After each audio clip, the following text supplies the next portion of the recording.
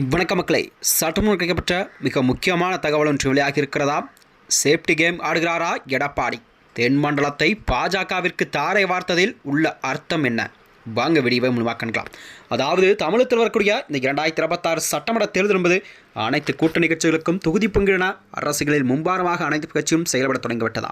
அந்த வகையில் தான் ஏப்ரல் 23ஆம் தேதி தமிழகத்தில் உள்ள அனைத்து தொகுதிகளுமே ஒரே கட்டமாக தேர்தல் என்பதை தேர்தல் ஆணையம் ஒரு அதிகாரப்பூர்வ அறிவிப்பு என்று வெளியிட்டிருக்கிறதா. அதாவது இந்த தமிழக சட்டமன்ற தேர்தலுக்கான வாக்குப்பதிவு ஏப்ரல் 23ஆம் தேதி நடைபெறவுள்ளது. இதற்காக வரும் 30ஆம் தேதியே வேட்புமனெல்லாம் தாக்க தொடங்கப்பட்ட நிலையில்தான் அதிமுக, திமுக என இரண்டு கட்சிகளுமே தங்களுடைய கூட்டணி கட்சிகளுக்கான தொகுதி பங்கீட்டை கிட்டத்தட்ட முடித்து விட்டதா. தற்போது தொகுதிகளுக்கான வேட்பாளர் பட்டியல் வெளியிடப்படுகிறதா.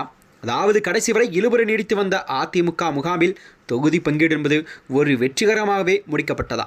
தற்போது அதிமுக மற்றும் பாஜக ஆகிய இரு பெரும் கட்சிகளுக்கும் வேட்பாளர் பட்டியலை கூட வெளியிட தொடங்கிவிட்டன.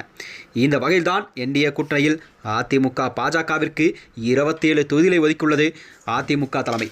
இதனை தான் கண்டிப்பாக இந்த தொகுதியில் பாஜகவுக்கு ஒதுக்கப்பட்ட தொகுதிகளில் தெற்கு மண்டலத்தை ஒரு அதிகப்படியான தொகுதிகளெல்லாம் ஒதுக்கப்பட்டிருக்கிறதா. பாஜகவிற்கு வழங்கப்பட்ட இந்த 27 தொகுதிகள் என்பது சென்னையிலும் மேற்கு மண்டலத்திலும் ஒரு வலுவான செல்வாக்கை கொண்டிருக்கும்.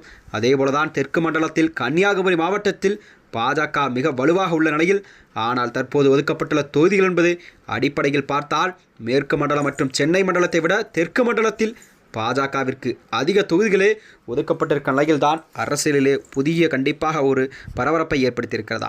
அதாவது பாஜகவிற்கு ஒதுக்கப்பட்ட இந்த தொகுதிகளில் தெற்கு மண்டலத்தில் 12 தொகுதிகளும், சென்னை, மயிலாப்பூர், ஆவடி என 2 தொகுதிகளிலும், மேற்கு மண்டலத்தில் 7 தொகுதிகள், மத்திய மண்டலம் எனப்படும் திருச்சி மற்றும் டெல்டா மாவட்டங்களில் உள்ளடக்கிய மாவட்டங்களில் 6 தொகுதிகளும் பாஜகவிற்கு வழங்கப்பட்டு இருக்கிறது. அதாவது அதிமுக இந்த தேர்தலில் 160 அல்லது 165 தொகுதிகளில் போட்டியிட அதிக வாய்ப்பு இருப்பதாக பேசப்படுகிறதா. முக்குலத்தேவருக்கு எதிரான மனநிலையில் இருக்கும் நிலவுவதால் தென் மாவட்டங்களில் முக்குலத்தேவரின் வாக்குகளை பெற முடியாதோ என்ற அச்சத்தில்தான் எடப்பாடி பழனிசாமி பாஜகவிற்கும் இந்த வாய்ப்பை வழங்கியிருக்கிறார். இந்த வகையில்தான் கண்டிப்பாக வருகின்ற 2026 சட்டமன்ற தேர்தல் என்பது அதிமுக பாஜக கூட்டணி தமிழகத்தில் கண்டிப்பாக ஆட்சியை பிடிக்குமா என்றுதான் பொறுத்திருந்து பார்க்க வேண்டும்.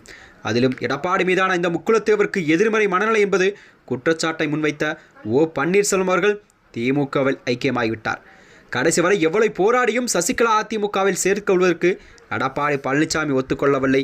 இந்த அளவில் தான் தென் தமிழகத்தை பொறுத்தவரை முக்குலத்தேவர் வாக்கு என்பது மிக முக்கியமான வாக்காக பார்க்கப்பட்டு வருகிறதா.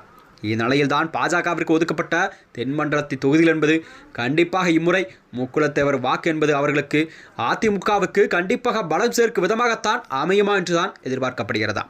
ஏனென்றால் இந்த முறை கண்டிப்பாக ஓபிஎஸ் அவர்கள் திமுகவில் இணைந்ததன் மூலம் திமுகவின் கோட்டையாக தென் மண்டலத்தை விளங்கக்கூடிய வைப்பேன் என்று ஓபிஎஸ் அவர்கள் சபதம் எடுத்து வருவதாக கூறப்படுகிறதா. அதனால்தான் ஓபிஎஸ் அவர்கள் கண்டிப்பாக தென் தமிழகத்தை பொறுத்தவரை முக்குலத்தேவர் வாக்கை கண்டிப்பாக அவர் திமுகவிற்கு கூடுதல் பலம் சேர்க்கும் விதமாகத்தான் அவர் கண்டிப்பாக வாக்கு சதவீதம் பெறுவார் என்றும் எதிர்பார்க்கப்படுகிறதா.